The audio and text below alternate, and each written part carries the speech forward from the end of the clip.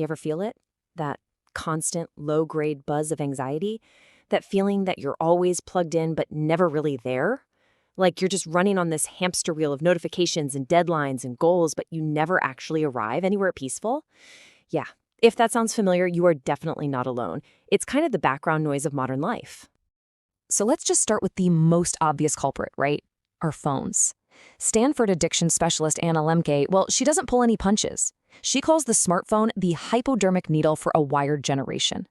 See, our relationship with these devices, it's often not just a bad habit. It's an actual addiction, and it's engineered to keep us coming back for just one more little hit of dopamine. And this image, yeah, it kind of says it all, doesn't it? We get tangled up, just falling into this little black mirror in our hands, always chasing that next notification, that next like, that fleeting sense of, I don't know, connection.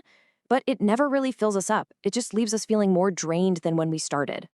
But, it's not just our phones. The problem goes way deeper. We've kind of adopted this keeping score mentality for life itself. An economist named Joseph Schumpeter wrote about how we chase money and accomplishments not for what they are, but as an index of success, a symptom of victory. It's like we're playing a game we can never really win. But here's the thing. All this frantic chasing on the outside, it's often just a cover. It's a way for us to avoid dealing with our own unruly inner world. And this is a really crucial insight from a lot of psychological research. That relentless drive to just work, that workaholism that our culture sometimes celebrates as ambition, so often it's not about success at all. It's a coping mechanism. It's an attempt to just outrun or numb those really uncomfortable feelings of anxiety and depression. And if you think this inner chaos is some new 21st century problem, well, just listen to this description of anger. It sounds intense, right? The blazing eyes, the quivering lips, the hissing breath. That wasn't written last week. It's from the Roman philosopher Seneca, almost 2,000 years ago. The tech has changed for sure, but the raw, chaotic emotions inside of us, they are exactly the same. Which, it raises a really powerful question.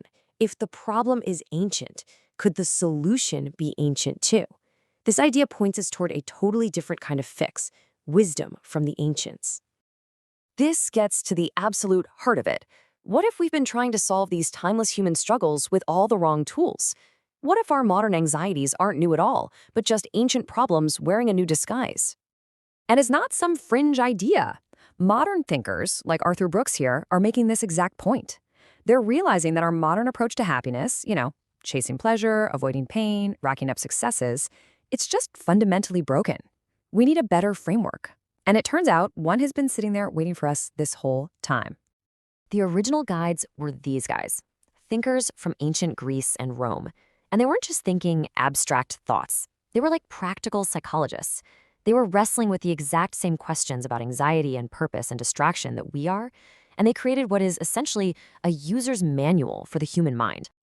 So what does this manual actually say? How can their insights help us deal with our crazy world?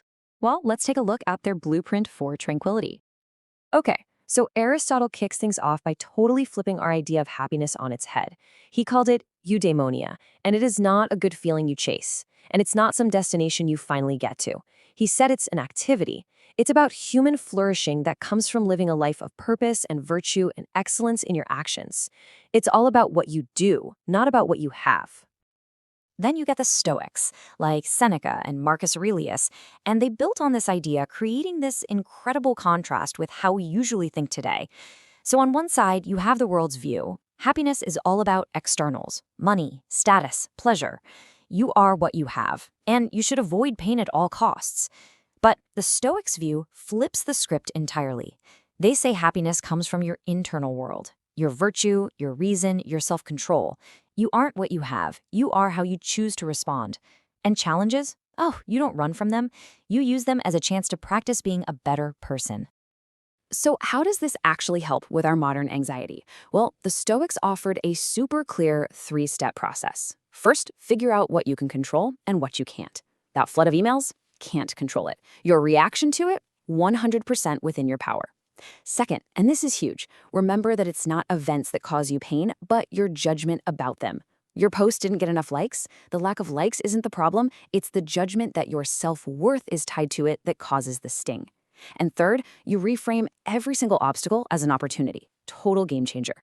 The Roman Emperor Marcus Aurelius, literally the most powerful man in the world at the time, he captured this internal focus perfectly in his private journal. He reminds us that peace and strength aren't things you find out there somewhere. They're an inner wellspring, a fountain of good that can never ever run dry, as long as you just keep digging. So, when you put it all together, this isn't just a collection of cool old ideas. It's a profound challenge to our entire modern way of life. It's a call to action. It's a call for living an examined life. And maybe nobody embodied this better than Socrates. He actually described his whole purpose as being a gadfly. You know, that annoying fly that stings a horse to wake it up. He saw his job as waking people up from their lazy, unthinking lives. He just pushed everyone he met to constantly examine their own beliefs and their own actions, all in the pursuit of virtue. So, here we are. The ancients didn't just diagnose the problem of human anxiety, they actually left us a map. It's a path away from that chaotic chase for things outside of us and toward an inner, unshakable peace. The only question left is the one for us.